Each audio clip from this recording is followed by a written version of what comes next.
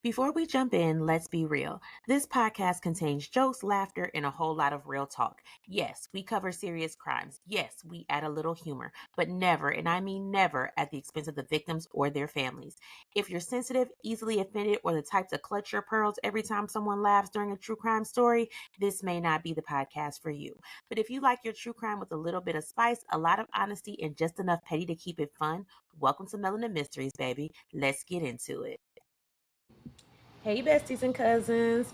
Welcome back to another episode of Melanin Mysteries, the podcast where true crime meets real talk and a little bit of shade, a little bit of scandal, and a whole lot of melanin. I'm your host, Tiffany, and of course, I'm your co-host, Willie. Here we go. and you already know we don't do dry cases or boring storytelling over here, period. Now, listen. If his name is Ricardo, I'm going to tell you right now, run. You already know he ain't about nothing but stress, lies, and missed child support payments. So this week, we're diving into a case that'll have you screaming at your phone like it's reality TV. And shout out to our girl Shaton for sending us this one. We're talking betrayal, black love goes wrong, and a woman who had time, motive, and possibly a whole plan. So go ahead, pour that drink, light that candle, and get ready because this one is real messy. And just a trigger warning, there is a mention of sexual abuse of a minor involved in this case, so this may be some sensitive information for some listeners, so I'm going to need you to use your own discretion.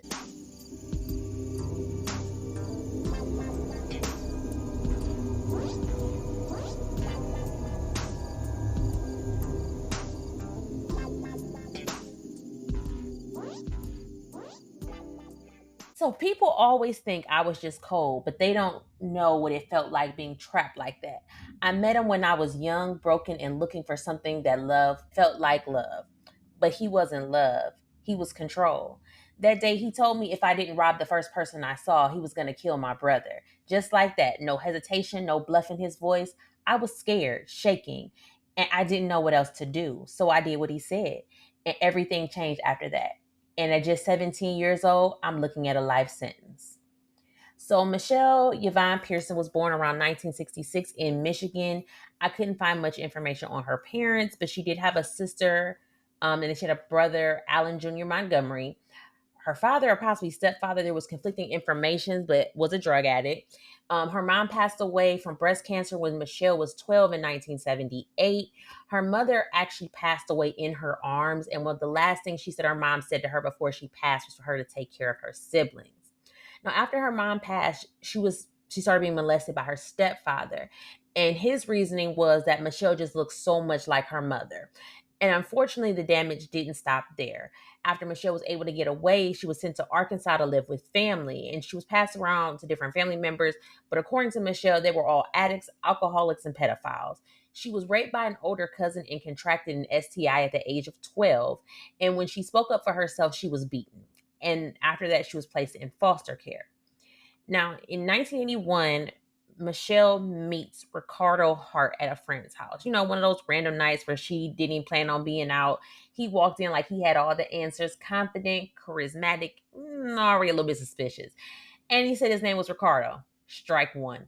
From the jump, he was smooth with the words. You know, he called her queen, asked about her dreams, said he didn't believe in breaking women down, only building them up. It sounded real good. Too good. That kind of love bombing that feels like healing until it turns into control.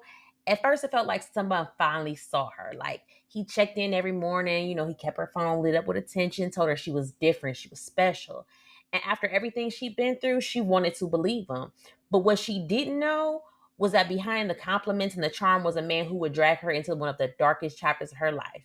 Because let's be honest, trusting a man named Ricardo was a mistake number one. Ask around. Ain't not a trustworthy Ricardo on record. Yeah, you're right. Now that I think about it, it's really not. I got robbed by a nigga named Ricardo. Try to tell you. So I don't know what it is. I don't even know no Ricardos. That's a crazy part. But I don't know. It's just something about the name Ricardo. And I feel like all Ricardos because ain't shit. you would think of Ricardo, you would think of a Spanish nigga, but look, let me tell you, Spanish niggas named Ricardo, yeah, but when it's a black nigga named Ricardo, no, you can't trust it, man. You can't trust it. So here we go. Ricardo Hart was born June 10th, 1963, to his parents, Reverend James and Louis Whitehead. You call her Louis? Oh, yeah, whatever. Louis. You ain't even a hoe. Cena, you done messed up the name. Lois. I'm just saying, I know a couple chicks that look like Lewis. You know what I'm saying? All right, anyway. Lois Whitehead. I'm assuming the red was his stepdaddy, and he was the pastor of New Bethel Church of God in Christ. And he was born in Ann Arbor, Michigan. He was the only biological child, but he did have a stepbrother named Cornelius Antonio Frazier, aka Tony. Even though Ricardo appeared was halfway decent upbringing, he still chose not to stay on the straight and narrow. That's how it is, man. You gotta watch out for them preacher kids. They real let's just say they ain't up to par. See, Petty that's I thefts and see that's robbery. that's strike two. Where your name Ricardo and you're a preacher's kid. Two strikes against you, sir. Yeah, that is true. Shoot, man, he came out the gate. So his thing was petty thefts and robbery. I guess that was his MO. Like we said, Ricardo and Machelle met in 1981 and the sparks were flying. And soon after, so did the fists. Yeah, Machelle was basically homeless, and Ricardo, he had a spot and could take care of her. Looked like a good situation for Machelle, right? She had been used to being abused, and she was just looking for some love and stability. At first, things were good, just like all relationships or friendships or even situationships. Real good. The kind of good that makes you ignore the warning signs. And I tell women, please take heed to the warning signs, all right? Just because he treats you good, you know what I'm saying? But you ain't been in his house since y'all met, and you can only call him after 9 p.m. Just pay attention to things such as that, right? Anyway, like I said, don't ignore the warning signs. He brought her flowers, wrote her sweet notes, called her every chance he got from payphones, of course, because this was 1981. He said all the right things and smiled like he meant it. But good don't always last. And this kind, it did come with an expiration date, right? The compliments turned to criticisms. When he said the eggs used to be good, now the broad can't do nothing, right? The notes stopped. He didn't write her no notes or nothing. You know what I'm saying? The phone calls got cold. He ain't even call her. The kisses turned into yelling, and eventually he started throwing hands. What started as love started to feel like survival, and by the time Michelle realized she was in too deep. And that's a sad situation because I hear that so much, you know what I'm saying, with females get in these situations with these dudes and they feel, now again, feelings, they feel like they in too deep and you can't. It's always an escape, sweetie. I'm just going to tell you that. It's always an escape. Because Ricardo, it's they wait till they get you real good and comfortable before they start showing yeah. out. And yeah, you know what I'm saying? When you real good and comfortable, and that's it, you know what I'm saying? He sucker punch you. And you thinking to yourself, Hello, like, yes, it happened, and I was like, oh, okay, I'm done. That was yep, you it. was done. Yep. You got one time with me. Have a nice life, sir. Yeah, you know what I'm saying? You can't, yeah. So for the men that's trying to holler at Tiffany, don't even attempt to hit because there ain't no coming back. You're probably gonna lose your life on the behalf of me. But I'm just saying she ain't one of them I don't dumb do it ones. first. Yeah, You know, you know say what I'm if you play saying? with me, you might go sleep and not wake up the next morning. Exactly. Yes, So Ricardo had already taken control of her mind, her choices, and her future. so money started to get tight. And Ricardo, you start getting real creative. You know how we get when our money be low. You start doing creative financing. So, broke but full of ideas. Ain't got $5 to his name, but suddenly he want to be the mastermind behind a criminal empire. So one day he come to Michelle talk about, baby, I got a plan. And let me tell you, when a man with no job, no goals, and a sketchy mustache says he got a plan, baby, run. Because his plan was to rob the first person they saw. No target, no strategy, just vibes and desperation. And somehow Michelle got pulled right into it. So gullible. Hey, what was that case we did? Let's see if let's see how good your memory is. 'Cause you know I can't remember. They robbed the taxi. Remember the Yes, I taxi remember driver? that was Chad Blackshear and Danielle Hudson. Ooh, make sure y'all check that out. That's a good one, right? All right. Anyway, the date was November 20th, 1983, and Nancy Faber had just ran to Kroger on Green Road in Ann Arbor, Michigan to grab a few things. As she was walking to her car, Michelle approaches her very calm and said, "Hey, Nancy." I mean, she didn't know her name, but we just said, "Hey, would you give me a ride back to the Green Road housing complex?" And usually when it says complex behind it's the projects. Just throwing it out there. Nancy being nice, and just trying to be civilian. She's like, "Sure, honey, I'll drop you off and I'll give you a nice little lift." So Nancy asked Michelle her name, and Michelle actually told her. They get in the car and they start driving. And then all of a sudden, guess what? Michelle pulls out a gun. She told Nancy that she did not want to do this and that she was being followed and she would force to rob her. She said, "Nancy, hey, look, I need you to run your pockets, girl. Hey, look, I don't mean to do this, but it got to be done, right?" So she did, look. run your pockets, and she got the gun, pointing to her face or whatever. So rightfully so, Nancy, she panicked and everything like that. And somehow, some way the guns go off. And Nancy had been shot. And not only shot, but she was shot in the neck. Got to be more careful. So Nancy Beatrice Faber was born Nancy Ditmar on April 8th, 1944 in Wayne, Michigan to her parents Arthur Ditmore and Beatrice Burr. She had three brothers, David Charles and Arthur Jr. She married Donald Faber on August 5th of 1967 and they lived in Romulus, Michigan. They had two children. One was a son named Michael, but not sure about the other one. And she was a speech therapist in the Plymouth Canton School District, and her husband, Don, was actually a columnist for the Ann Arbor newspaper. Good woman. A good woman.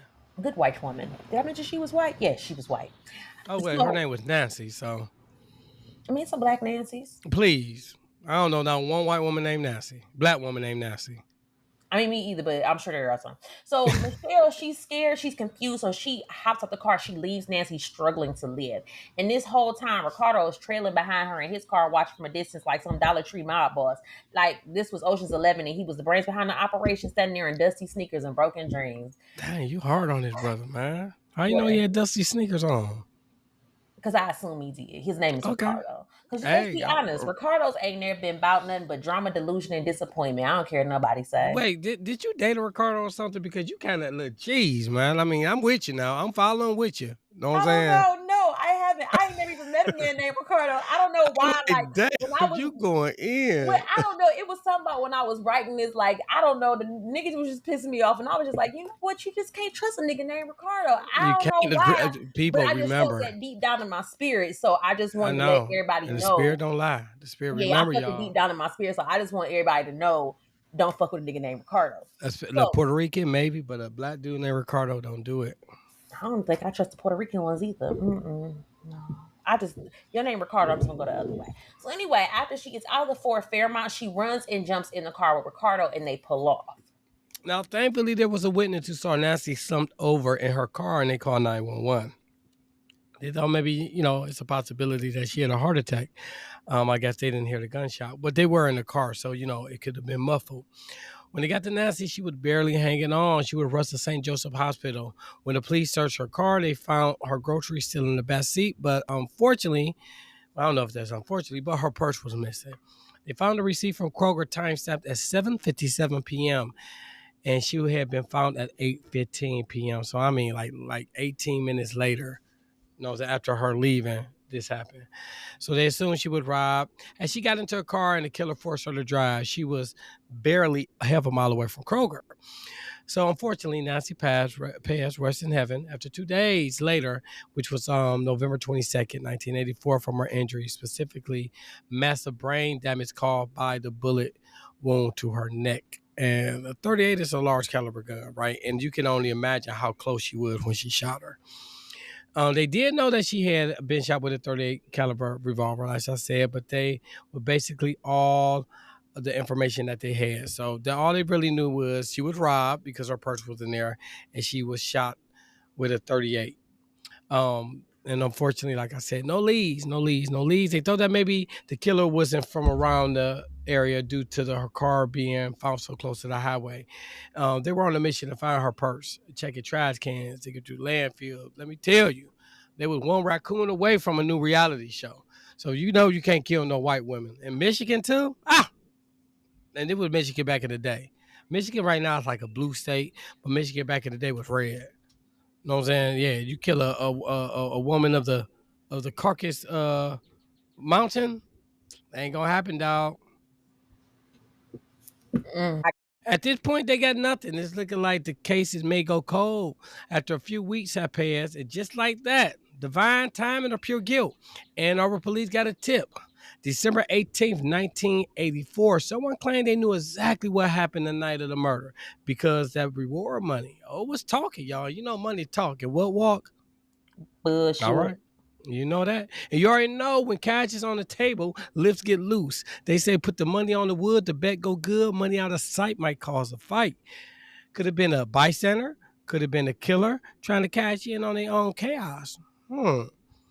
Now, Henry Tyler of the Yemnipsey Post Yelipsy Post, was Oh actually the one no. who made the call into the Ann Arbor police. And he said that he had was a bit suspicious of some information he had been given, and he thought that, they should check out this person who was talking about the shooting that happened on Green Road. And none other than Machelle Pearson is asked to come in for questioning because let's be real, the police already knew she wasn't coming in out of guilt or civic duty. No, ma'am. She pulled up like, where do I sign for the check? Mm. Before Money had her rehearsing lines like she was auditioning for Law and Order Snitch Victims Unit. She was ready to point, cry, testify, and still have time to cash a direct deposit before lunch. What was supposed to be a woman coming in to report a crime and collect a reward check turned into a 3-day interrogation real quick. Cops sat her down and hit her with the, yeah, okay face. Like, They weren't buying none of what she was selling.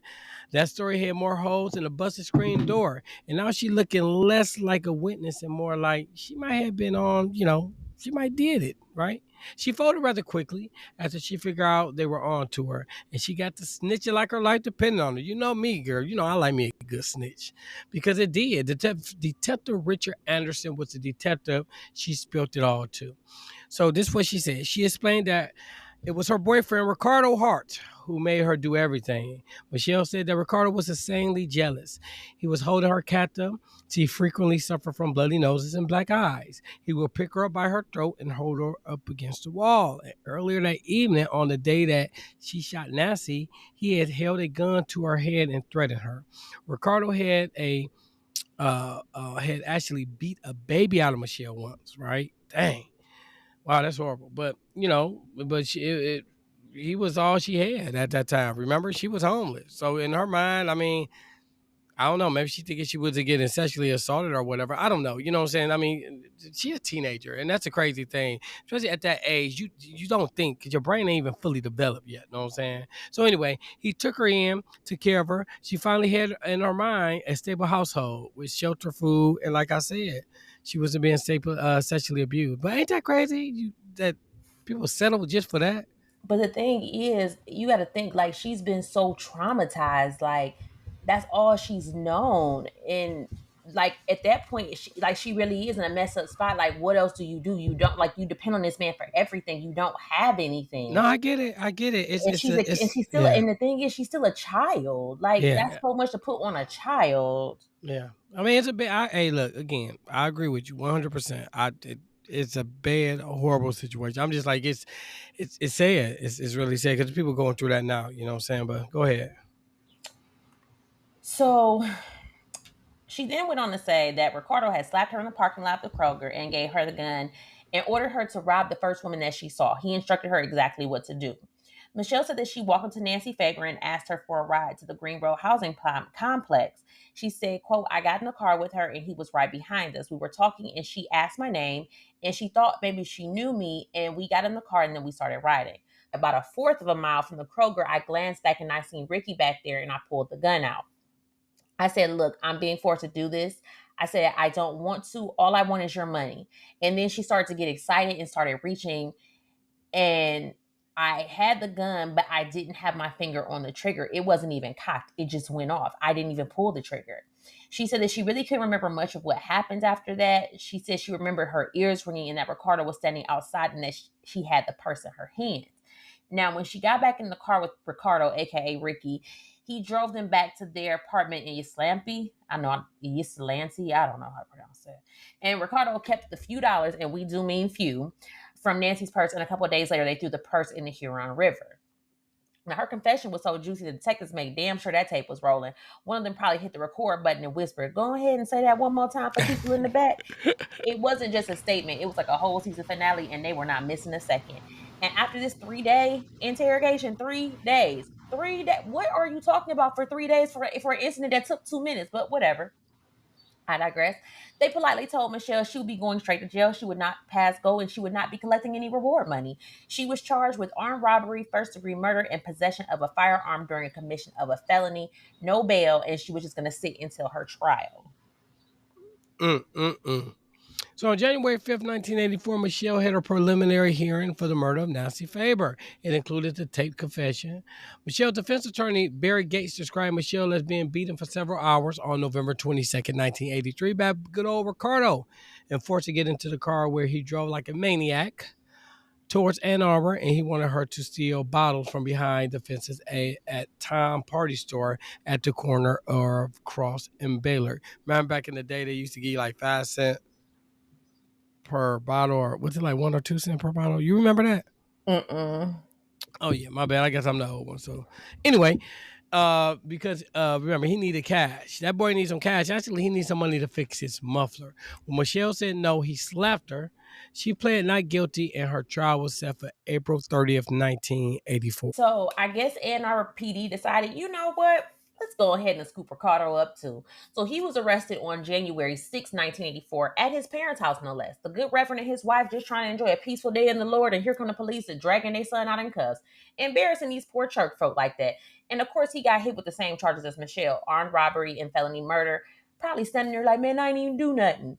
So that's what they all say. Right. So since Ricardo came from a good home, his parents were able to afford a private attorney. So they used some of the church money. You know what I'm saying? Man, money going for the building fund actually went for his defense. Machelle trial ended up starting, but real back up. I forgot to tell y'all. The brother was denied bail, right? So remember, this is back in the 80s, you know what I'm saying, during the crack epidemic, you know what I'm saying? So this was like 81, so right before crack really hit the scene or whatever. But they were still treating black folks like black folks. So they did not get that dude no bond whatsoever. They denied him. So Machelle trial ended up starting on May 30th, 1984. She had a public defender. The prosecutor said he was going to prove that Machelle tricked Nancy Favor with her youthful appearance. There were a lot of witnesses and testimonies in Machelle trial. Machelle herself actually testified for 3 hours, speaking of the abuse over the course of her life and how she thought Ricardo was going to be her knight in shining armor, but he turned out to be a villain in borrowed robes, playing holy while plotting hell. We got to watch out for them pastor kids. She thought that she was, had a partner, but what she really had was a snake in church shoes. A snake and some snake shadows. That's what you said. Smiling, praying, and planning on her downfall all at the same time, right? He didn't just let her fall. He made sure that she was the one who hit the ground first. And that's so sad because so many dudes be doing that to women, man. Be setting them up. Cold, calculated, evil in the flesh, and she never stood a chance because remember, all she wanted was a stable household. That's it, man. She came from years of abuse. That's crazy. While she was being cross-examined by the prosecution, he said, you had the gun laying right on the right shoulder, didn't you? And we're talking about the right shoulder of Nancy. Machelle said she can remember. Next, she was asked where Nancy placed her purse when she had originally gotten into the car. Machelle said Nancy put her purse in the back seat with the groceries. The prosecution said she had been shot before you reached back and grabbed her purse. But again, Machelle said that she really couldn't remember. He was trying to make it appear, which I tell you, man, they be so smart and calculated with what they do. Because basically, what he was doing was he trying to make it appear that even with a woman being shot and clinging to her life, all Machelle would focus on was the money, and that was cold blooded. So she trying to make it seem like, hey, look, he forced me to do it, or whatever the case may be. The prosecutor like, well, if that was the case, you shot her, and you made sure you grabbed that purse. Mm-hmm. Yep. So, for the defense, an employee at the Ozone House, which was a crisis center and safe house for teens and abused women, she testified on the history of abuse that Machelle had taken at the hands of Ricardo. Now, the prosecution wasn't trying to hear all that. She was scared of him talk. Instead, they pulled out a letter that Machelle had written to prison officials back in late January, and they had the nerve to make her read it out loud to the jury. So, in this letter, she was requesting blood tests for herself and Ricardo so they could get married. Yes, married. So according to her, the wedding was already set for December 23rd of 1983, which, was a couple weeks before they both ended up behind bars. So Don, who was Nancy's husband, he was called to the stand to testify as well. He said that the last time he saw his wife was 7 p.m. on November 22nd, 1983. They were both leaving the house to run separate errands. He said that the police had came to his home shortly after he had gotten back. And when Nancy had left, she was wearing a tan trench coat and a burgundy purse. The police told him that Nancy had been wounded, and they took him to St. Joseph Hospital where they were trying to keep her alive. Now, here's some tea. Remember Ricardo's brother, Antonio? Yeah. He was even there to testify, him and his girlfriend, but not on behalf of Machelle. No, they were there for the prosecution. So Antonio's girlfriend slash baby mama, her name was Mary Gordon, and Mary got up on that stand like she was fighting for her life. She testified that she and Machelle had talked about what happened a few days before the shooting, and she said that Machelle celebrated when she heard Nancy pass from her injuries, and that she and Ricardo high fived and said, "quote Now there won't be any witnesses." Mm. Okay, so Marilyn Martin, aka Michelle Bunky, while they were both locked up, got up there on the stand and spilled everything. Ain't nothing like a good jailhouse snitch. According to her, she and Michelle were in the same 16 woman cell block at Washington County Jail, and baby, they had plenty to talk about. And apparently Michelle didn't hold back. Marilyn claimed they talked about the murder for a whole month, like it was girl talk over commissary snacks. And one day, Michelle allegedly admitted that there was a struggle over the purse and that she was the one who shot her. Marilyn said that she was confused and asked, like, why would you shoot somebody over $2? Because let's be real, that wasn't some grand heist. It was barely enough for a vending machine run. And Michelle's response was because it was fun, like it was a game, like someone's life was just part of her entertainment. And when the prosecution asked Marilyn decided to testify, she hit them with the truth because it was senseless and stupid. That lady didn't deserve to die over nothing. She didn't snitch for clout. She did it because even behind bars, she knew wrong is wrong. And Michelle was looking real heartless in that moment. Or she was trying to get her sentence reduced. I'm just saying. I don't I care. mean, no, but she said that she didn't, though. I mean, maybe, killers got hearts, I guess. Well, I don't even know why she was in there for. Man, my bad. I said a killer. People got heart, like, I mean, that is crazy. But I ain't gonna lie. I'm with you, though. Yeah, she did to get her sentence reduced. I mean, I don't know, but like I just have a strong feeling.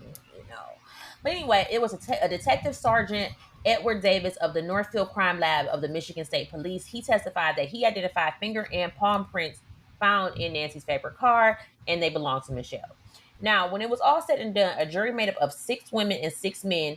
12 hours later, and all of them were from the mountains of Caucasus. They all came back with a Mm, guilty verdict for felony murder, armed robbery, and possession of a firearm during commission of a felony. mm, mm, mm. So in Michigan, a felony murder charge automatically comes with a life sentence. When the verdict was read, they said Michelle just sat there and she sobbed. This crime. I can Like only imagine, man. You 17, what, 18?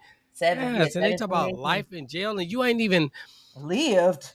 like lived. No, you ain't really even lived. Did you talk about life in jail, man? That's crazy.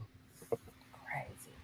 So Nancy's husband Don said following the verdict, quote, I feel a tremendous sense of relief that it's over. I think the jury did the right thing and I think they can be proud of what they did. It doesn't get a wife and a mother back, but it helps. So Michelle's defense attorney said that she would be filing an appeal within 60 days of the sentencing. He said, quote, I don't think the prosecution proved beyond a reasonable doubt that she intended to fire the shot that killed Nancy Faber. And because of a lot of the charges in the highly publicized case, he would have rather tried her case in Wayne County because the jurors, quote, can't totally divorce themselves from media coverage. He also said that he did not believe that an all white jury had any effect on the outcome of the verdict. I don't believe that, but go off. Oh man, yeah, exactly right. He was probably white himself. I couldn't find it, but I'm sure he was white too. I was like, now Ricardo, he still had to have it there in court, and he was up against the exact same charges as Michelle. But like we said, the family had a little bit of paper. You know what I'm saying? The church building fund money, so he was able to, afford that private defense attorney. There were over 100 jurors interviewed for the jury selection before they were able to narrow it down to just 12.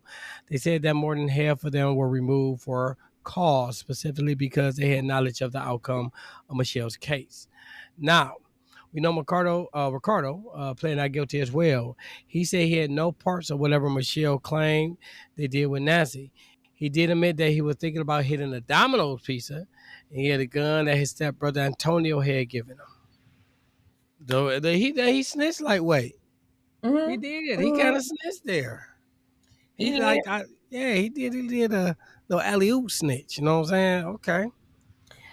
So Antonio Fraser, he wasn't just the prosecution's key witness. Like he was the bargain bin co-defendant with a golden opportunity. So they had offered him a sweetheart deal. Plead out, they dropped that armed robbery charge down to assault with intent, and you walk away with 3 to 30 years. So this is light work compared to what he would have been facing. Because, like I said, he had a whole nother charge that he was working with. And let's not forget his girlfriend, we said she was pregnant time, whole baby on the way. So he had every reason to take the stand, tell the truth, and then get home in time to buy diapers and pretend to be a family man. But no, Antonio wanted to play gangster and family man in the same breath. So when it came time to testify against Ricardo, that same man he had already told on at the preliminary hearing, he suddenly had a change of heart. He got cold feet, maybe moral conflict, call it what you want, but it was cowardice in the suit. He backed out, sat down, and let the prosecution looking stunned. Gave up the deal, risked a sentence for what? Loyalty to a stepbrother who couldn't even put money on your commissary? Sir, come on. So he could have been halfway home by now, rocking a baby carrying a second chance. Instead, he fumbled it for pride, optics, and for a nigga named Ricardo. Man, let me tell you something right now. Everybody know me. If you have been listening to the podcast, one thing about Willie is this: I don't hold back, and I'm gonna snitch. Right? I don't care what the situation is. I'm snitching. I don't know why. Man, he got a whole family out there, man. Do you understand how quick I would have snitched?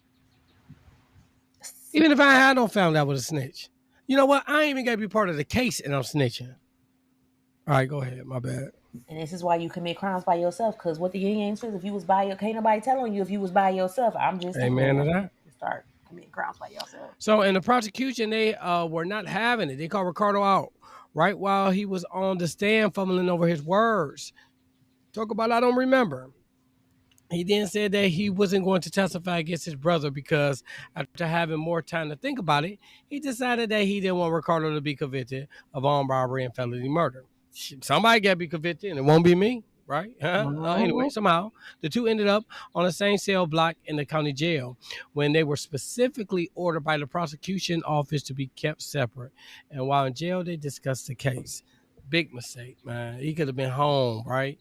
Now, what was said originally by Antonio was that Ricardo and Machelle were at his house, and Antonio asked Ricardo if they could talk alone, at which point Machelle and Mary left the room. Ricardo told Antonio, man, this dumb broad done shot somebody. And Antonio advised him, it's like a good friend, to turn yourself in or get out of town. He said that earlier he had loaned a gun to Ricardo earlier that week because he was supposedly having some issues at school. So you And when loan them a Ricardo gun. Smart. Oh, okay. That makes Right, man. So in the 80s, they were bringing guns to school, man. We was never safe. Never. So look, when Ricardo returned the gun back to him, one of the 5 bullets were missing. The gun had been fully loaded when he loaned it to Ricardo. A few days later on the you news, out here loaning guns to people. I wish you would be like, hey, can I come borrow your gun? Hell no.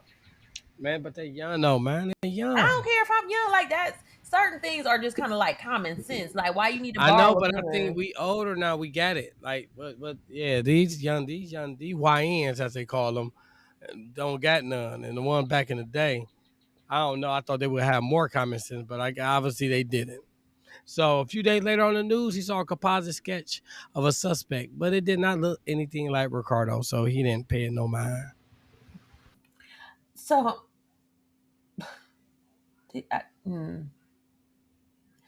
anyway, when it was all said and done, Ricardo he was found Wait. guilty. What you about to say?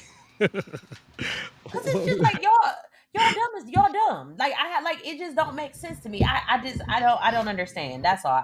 It just don't like I mean, doesn't. you know what I'm going through right now. You know what I'm saying? With what just happened to my nephew. So, the things that people do, I don't get it. I honestly don't get it, man. These little niggas crazy. Like it doesn't make any sense to me. And it was back in '81, man, when the school districts were pretty dang on good. You know what I'm saying? They wasn't putting all the preservatives and red dye 5 in the food. You know what I'm saying? And the rap music wasn't that bad. It was broken glass everywhere. You know what I'm saying? It wasn't all this bang bang shoot 'em up drugs. Wait, hold on, wait. No, this was prime time for NWA, wasn't it? No, nigga. I mean, I'm sorry. You ain't even black. No.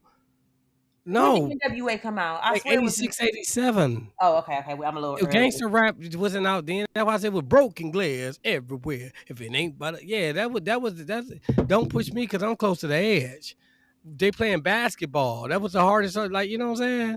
Yeah, that was all they would talk about back in '81. Oh, okay. Gotcha. Sorry. So No anyway, problem. when it was all said and done, Ricardo he was found guilty of felony murder, aggravated robbery, the whole package. And let's not forget, he had a private attorney. He thought he was doing something different with that courtroom swag and pay representation. But baby, having a private lawyer didn't help at all, because when the evidence hit, the witnesses talk, and the jury locked in, no suit, no retainer, and no holy daddy could save him. He paid for a defense, but ended up with a conviction and a permanent seat at the Department of Corrections. Mm, mm. Man, all that money for a private attorney, you just end up in the same orange jumpsuit as everybody else. That don't make no sense, man. Make no sense. Should have saved that retainer and put it on his books. At least then he could have, had snacks while he was doing time. But I'm gonna be honest with you, I ain't mad at him for doing that because there's both 12 people. I mean, in Michigan, I believe, gotta be 12 people. You know what I'm saying? That means you gotta convince 12 people to say you did it. I'm taking my chances. So look, they say a couple that commits crime together does time together. In the Machelle and Ricardo case, they really took that to heart. So on July 13th, 1984, they stood side by side and they got hit with matching life sentences like it was a Mm, prison themed wedding registry. See, they still got their ever after together, kind of. mm.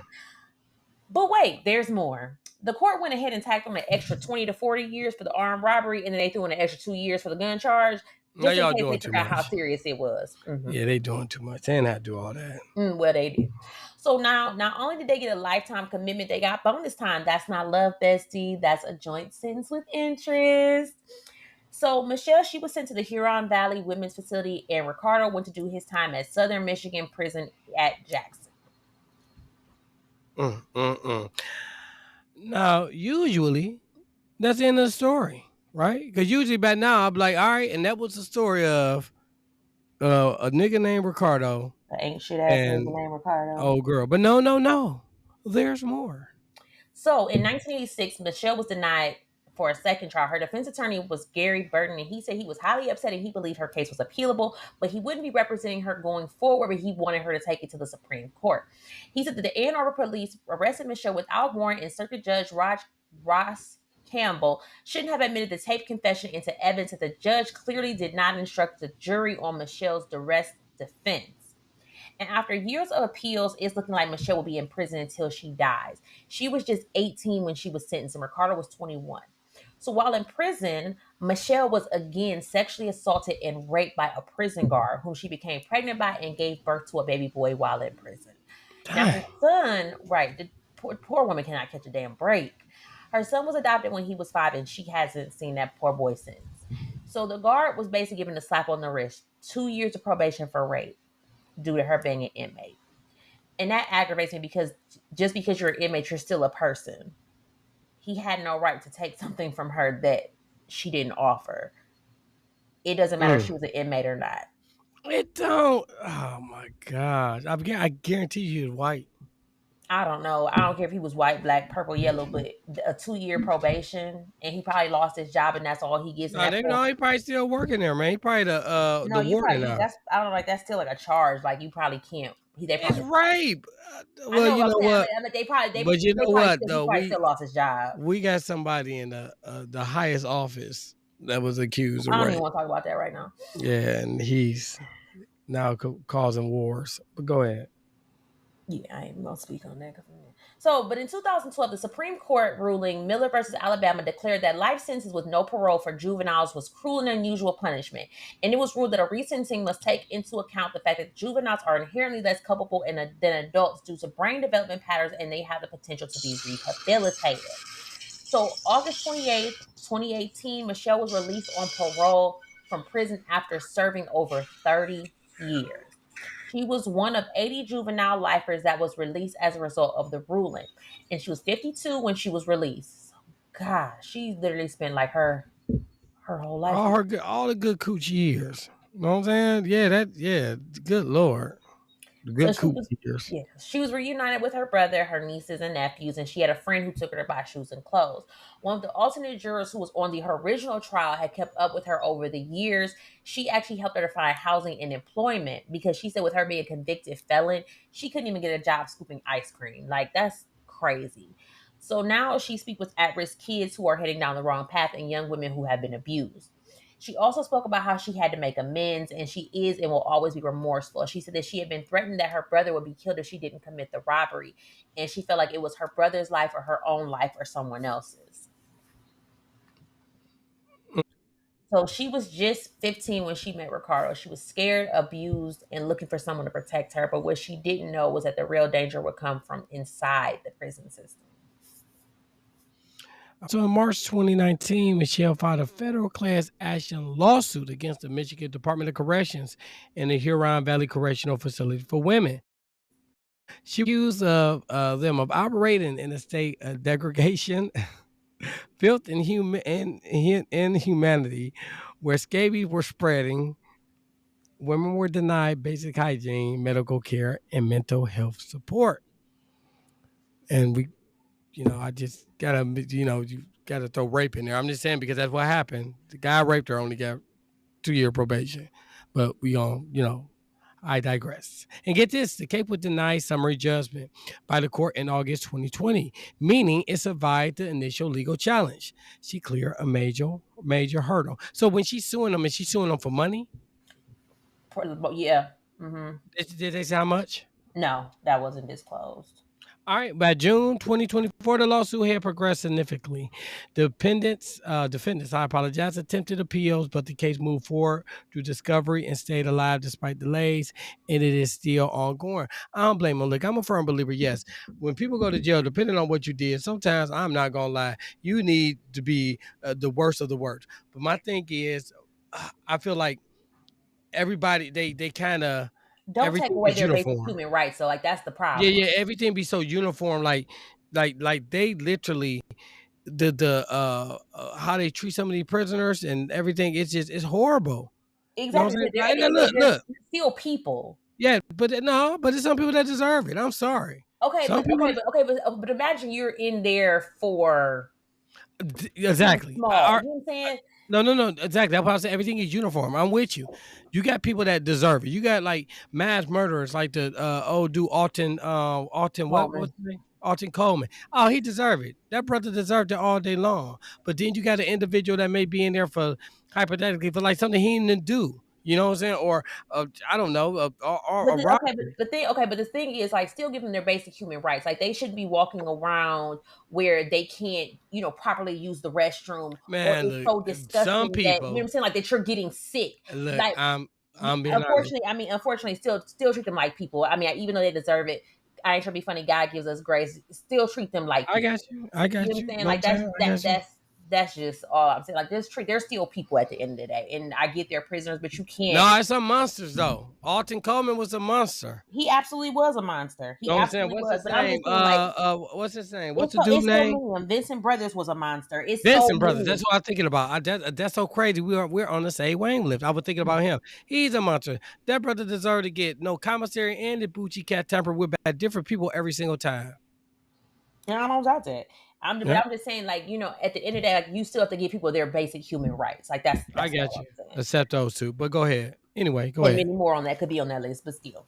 So now let's go into the absolute audacity, The okay, of audacity. dusty, crusty, spiritually musty Mm. Ricardo Hart. She don't like Ricardo, y'all. If y'all don't notice that. So this man who ain't been right since birth, he had a parole hearing on March 19th of 2024, and he somehow finessed himself out of prison. And when did they release him? Oh, just on September 17th, 2024, my birthday, a holy Virgo day. Okay, the Mm. day Beyonce energy flows through the air and God Himself sprinkles excellence on the timeline. Yes, that day. Man, I was having the time on September I 17th, 2024. Yeah, the pictures. Oh, that was oh yeah, you did. That's right. Yeah, that was last year. That's Yeah, right. I Yes, looked back the next day like, damn, I had a time. So, anyway, and here comes Ricardo, still ain't shit hard, walking out of prison like he didn't spend 4 decades being a cautionary tale in khakis, messing up Virgo season like it's his purpose. Sir, we supposed to be surrounded by candles, cupcakes, and calm, not parole papers and bad vibes. And then, I swear I'm not making this up, on his prison intake form, this man really had the nerve to list his alias as Boo Bear. Boo Bear. what? Boo Bear? First of all, grown. Yeah, that just shows you guys that jail changes you. And it can actually change your sexuality. Cause ain't no grown man naming himself Boo Bear. Thank I you. just want that So, out there for you. Boy, if you don't get that Care Bear on commissary nickname, oh my god. So ain't nobody scared of no Boo Bear with a record longer than a CVS receipt and a spirit that smells like regret and stolen cable. And we don't care where he is. We don't care what he's doing. I don't give a damn if he flipping burgers, he preaching lies, he's selling expired lights at the flea market. I don't know. He still ain't shit. Never was, never will be. He's a walking red flag in orthopedic shoes. I'm done. Mm, mm, mm, mm, mm, mm. Um, Boo Bear. I'm still trying to let me process this. A grown man named Boo Bear. Yeah, he would definitely tamper with. Anyway, man, get out of here, man. That sounds like somebody who sell bootleg body oils out the trunk of their Altima, and they still live with their mama. Boo Bear. That's just yeah. That's I never in my life heard a grown man say that would be his name. You know what I'm saying? You got T Roy. I heard somebody named T Bear one day, right? And I was looking at him side eye with that, but Boo Bear, yeah, that brother been founded with. Anyway, that man ain't hugged nobody since 1983, and we supposed to believe he cuddling now. Yeah, he cuddling all right. Oh yeah, we know that. No, man, Boo Bear, my, you know what? And that was the case of Machelle Pearson and Ricardo Boo Bear Hart, a toxic love story wrapped in trauma, armed robbery, and enough red flags to start a parade. What started as two young people trying to escape their own pain? Well, let's be honest with you, man. Ricardo ain't had no pain. That brother had a good life. You know what I'm saying? But that's okay. For the sake of the podcast, two people that were trying to escape their own pain ended well with life sentences, a dead woman, and a prison nickname we still can't forgive. I'll never Boo forgive Bear. Ricardo.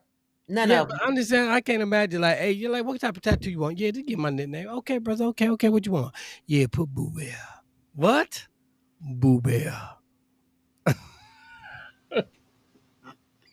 If I had no other more reason to let that, when I found that, I said, "Did this man really put boob it?"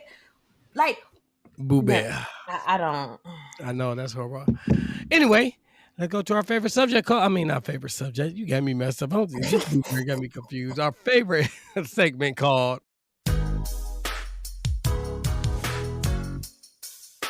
Love, Lies, and Alibis.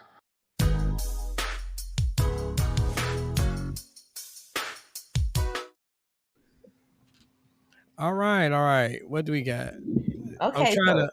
Yeah, you know me. My phone going dead, so I'm trying to. Lord, Oh, I know you got to pull it up, right? yes, I do. All right. So this week's Love, Lies, and Alibis question of the week was: is being emotionally unavailable a red flag or a trauma response that you are willing to work with? All right. Me. It depends. I mean, I don't know. Let me get that. Is it a red flag? It's a red flag. It's a red flag for some people. You know what I'm saying? Some people need somebody to be there for them emotionally. I think a lot of people do. You know what I'm saying? Some people don't. You know what I'm saying? So if you are an individual that is emotional and you know, one of the people that want to talk everything out and need somebody to make sure that they validate your emotions, then yes, I can see why. Me, like, I'm not too No, much. I think you're confused. It says is What? being emotionally unavailable a red flag. So you know how to a certain extent I'm Oh, completely emotionally. Oh, yes, I thought yes. you. Okay, I did misunderstand it. Yes, 100%. That's a red flag. Yes, yes, emotionally unavailable. Yes, because no matter what, in some situations, you need somebody to be able to, express that to you, and if they can't do it, then you wasting your time. You know what I'm saying? And you're right. Majority of the time, it is because of trauma. Hmm. Something usually happen in their life that caused them to kind of, fade to black. So, yes, I think it is a red flag. What about you?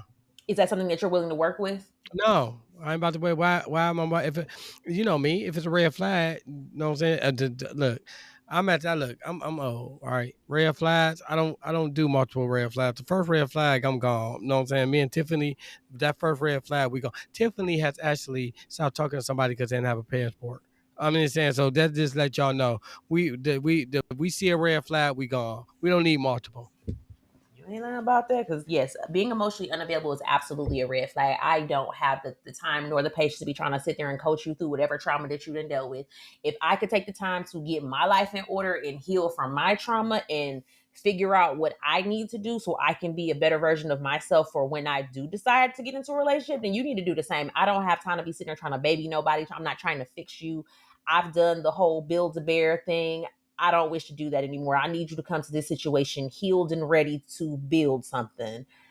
them Build-A-Bear days, baby, they over. Like I used to think I was a halfway house for men, and I was like, Jesus, I'm a halfway house. Just say that, cause yeah, No, I feel mm-mm. you. All right. I don't know. We don't do that no more. All right, let's go to our list. I'm gonna read a couple before my phone go dead. Let's go to Sarah Frank. Sarah Frank said it's definitely a trauma response, but also a red flag that they need some therapy to resolve the issue. Yes, therapy is good, man. Yeah, my therapy told me I ain't got to see him once a week. He cut me down to once every 2 weeks. I said, all right, I guess I'm making some progress in these streets. I Renee kind of got Shaw a said, therapist, kind of. huh? I kind of got a therapist. Oh, Mhm. okay. Anyway, let's go. Let's move on. Renee Shaw said, "It all depends." Look, y'all just want to clarify. You see how easy that was? Sarah Renee, very easy name. Just want to throw that out there, right? Just throw that out there. Shaw said, "It all depends on the person and if they First of are all, you said Sarah Shaw. Renee Shaw, right?" Oh, I thought that's why I thought you said Oh, Sarah. because I saw Sarah, no, it's Sarah Frank and then Renee Shaw. Renee Oh, Shaw said it all depends on the person and if they are aware of it or not. It can be a red flag, still be worked with, but if it's to the point of complete withdrawal of emotion, get somebody else to do it. And then I'm going to do one more. wait, Then hold you on. Let can. me comment on that. But real talk, if you know you're emotionally unavailable if you're a person, like you already know what it is. No, some people don't know though. Real talk. At this age, I'm in my late 30s, you in your 40s. If you're not self-aware that much to figure out that you're emotionally unavailable, come on now. I'm saying, like, real talk, some people really don't know. Like, some people just think that it's natural. You got to understand, if you've been living a certain way or being a certain way for so long, you just think it's normal. You know what I'm saying? So, again, it's a possibility. Now, again, that's why I appreciate if he didn't know it, he or she didn't know it, and was like, okay, I'm willing to get help. I respect that. But sometimes people don't know, man. Like, real talk. I don't care. Okay. You know, Oh, don't know. I look, it's, won't be around to find out. we know you. You know what I'm saying? Oh, look, it's Tam. It's definitely both. And unless that person is willing to work on it, then it's a possibility. To be honest, I'm too damn old to try to work it out with you. Come over here healed already, please. Okay, I agree. And then I'll read one more, then you can read too. Yana. See, here we go with that, man. Yana, man, get it right. Hey, wait, was that the one said? No, that ain't the one said Chocolate Thunder. Red flag, and if it's not something they're aware of, working on, you're gonna run yourself down crazy trying to work through it, and that I agree with.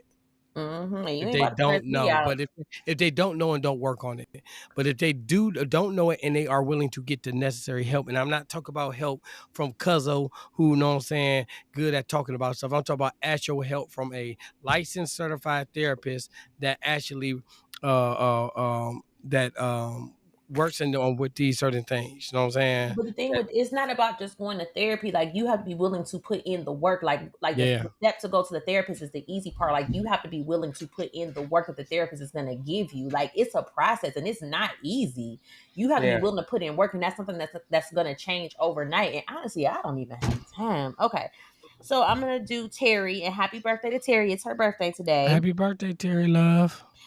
Both and yes, it's hard if the person is not willing to be open and allow the person to love them the right way. As a partner, you have patience and you try to understand the triggers. The red flag is a person making you miserable and not wanting to meet at a common ground. And then let's see, one more. Janelle says it's a red flag in trauma response. I cannot be dealing with. Get a therapist or a psychiatrist or any other paid professional because dealing with that is traumatic in of itself. No matter who you are or where you come from, you deserve to be loved. Get help from a professional first, though. I agree. Amen. All Mm-hmm. right. So that was our Love Lies and Alibis. Remember, we drop every Tuesday. And how do you find out where we drop? Easy. Go to Facebook and join our Facebook page, which is Love Lies and Alibis. We are family. We ride together. I love my Facebook family, and I appreciate all the condolences for the loss that I originally took for my nephew. So I do appreciate that, man. Um, what else? Yes, make sure that you leave a comment because we will read it. If you have a name with too many consonants and vowels in it, you might as well tell me to say a name, a nickname. If not, I'm gonna try to say your name, and there's a possibility I butcher it. But that comes with the territory, and that's what I'm known for. Okay, so y'all had a couple comments on last week's episode, the murder of Alan Moore. So I'm just gonna read two. So first of all, Dina came. She came and attacked us. She said, "Y'all not gonna do us like that, and the folks that are driving here are not from here." LOL, LOL. It's a pleasure meeting y'all. Enjoyed it. I enjoyed meeting you too, Dina. And I said what I said about Atlanta. Y'all can't drive. Y'all got some good food, but I don't like the Man, traffic. yeah, and y'all charge 18% gratuity on everything, man. Like, And she come just on, for no bro. damn reason. I can't do it. Yeah. Um, and then the Kenya Chanel said, "Listen." I guess she was referring to Love Lies and Alibis question of last week about if your partner get 15 years, you stand. She said, "My dude was sentenced to 8 months. He called me later that night, and I told him I couldn't do us anymore." Oh, she wrong. Savage. Oh, dang. Come on, man. Savage. Come on, man. Oh, she said 8 months. Dang, she said 8 months, and that night she like, yeah, I can't do it. Go ahead. She like, all right, sorry, sorry for you. Okay, let's see, what do we got? We are turning one in just a week and some change. Oh my god, I cannot believe it has been a whole year. This is wild. So we hope that Yes. you are going to plan on joining us for our 1 year anniversary. It is July the 12th. It's going to be here in Cleveland. The details are posted all over our socials. If you're interested in being a vendor, if I think we got like 4 slots left, something like that, something close to that. It's Yeah, going to man. be a Come great on, man. time. Come sell y'all stuff. I know y'all get creative, man. And I know y'all got fish dinners that y'all trying to cook. I ain't gonna buy none because I don't trust people cooking, but you can sell it. So So bring the family, bring the kids. It's a completely free event. We got free food, free drinks, all that good stuff. My sister is working on some concoction. She said she's over there taste testing drinks, and I was just like, yeah, and nigga, she just that's all. trying to that's an excuse for her to drink. I mean, but her, her drinks will have you on your ass somewhere. But it's gonna be a good time. So that's just that. And then we have two more announcements coming up, but I'm gonna give y'all a heads up on one of them because the other one I can't talk about just yet. It's a BTCC event, but in honor of celebrating our 1 year, our website will be launching soon. So we will have merch. I'm so excited. And we are going to be bringing y'all a live show. Yeah, buddy. Everybody will be able to attend because it's going to be virtual. And I'm working out the details, but we are scheduling it for August the 2nd. So set your calendars. We're going to put tickets on sale, and y'all better buy them because they're going to be real cheap. And It's thank worth it you. too, man, because I might be on there with my shirt off in a pink bow tie. That's absolutely what's not going to happen. But yeah, Okay. anyway, the details will be available soon when I get the website up and running. It's coming. And like I said, we just really want to thank y'all for rocking with us for this last year. Like we had some growing pains, but we working it out. Like we getting there. We done calm down some. Y'all ain't cussing him out no more. He Right. good. He still can't say nobody's name to save his life, but Can't do it. he got that Cleveland public school education. I mean, it is what it Amen to that. is. What else we got? Um, yeah, if you're enjoying, we appreciate all the reviews. All if you enjoy us, we would appreciate a 5-star review. Like I say, y'all have been leaving them, and we are so appreciative because when you leave reviews, it really does help the show grow and it pushes it out to other people. So we get more exposure. So we appreciate that. What else is there? We have another announcement coming up on, like I said, July 1st for the BTCC. That'll be our very first event. And shout out to BTCC. We got to My Brothaz Keeper, not My Brothaz Keeper, to Sip of Redrum, to Melanin Mayhem, and to us, Yes, to us. Melanin So we are the Mysteries. Black True Crime Collective, and like I said, we have so much coming in store. So that look out, be on the lookout for that announcement too. We about to be outside of next. Right. All right. That's it. Yeah, that's it. So we will catch y'all next week. So just make sure that you remember love should never come with a life sentence. So make sure you choose freedom and not felonies. No felonies. All right. Appreciate you.